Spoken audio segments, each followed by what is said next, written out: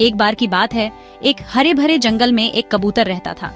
वह दिखने में सिंपल था, उसके पंख ग्रे रंग के थे और वह अपना दिन आसमान में आजादी से उड़ते हुए बिताता था। एक दिन वह एक शाही बाग में उड़ गया और उसने एक खूबसूरत मोर को शान से नाचते हुए देखा, अपने शानदार पंखों को फैलाए हुए। कबूतर हैरान रह गया। ओह, वह कितना सुंदर है, कबूतर ने आह भरी। उसकी तुलना में मैं कितना डल और ऑर्डिनरी दिखता हूँ। अपनी सिंपल अपीयरेंस से शर्मिंदा होकर कबूतर उदास और चुपचाप अपने घर लौट आया। उसे मोर से ईर्ष्या होने लगी और उसने विश किया कि वह भी उतना ही कलरफुल हो पाता। एक दिन उसे कुछ मोर के पंख मिले जो बाग के पास पड़े थे।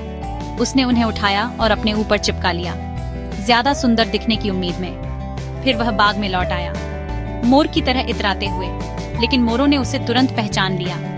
यह ढोंगी कौन है? उनमें से एक चिल्लाया। तुम यहाँ के नहीं हो, तुम हम में से नहीं हो।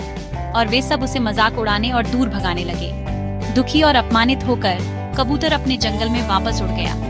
लेकिन जब उसने दूसरे कबूतरों के साथ फिर से शामिल होने की कोशिश की, वे भी उस पर हंसे। देखो तुम्हें, जो तुम हो नहीं वह बनने की कोशिश कर रहे हो। तुम हमें छोड़कर कुछ ऐसा बनने चले थे जो तुम कभी बन ही नहीं सकते।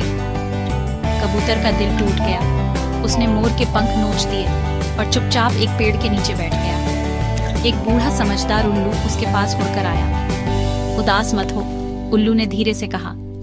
तुम किसी और की तरह बनने की कोशिश कर रहे थे और भूल गए कि तुम पहले से ही कितने खास थे। तुम्हारे पास उड़ने और आजादी का गिफ्ट है। मोर सुंदर हो सकता है, लेकिन वह तुम्हारी तरह उड़ नहीं सकता। उस दिन के बाद से कबूतर ने खुद की दूसरों से तुलना करना छोड़ दिया।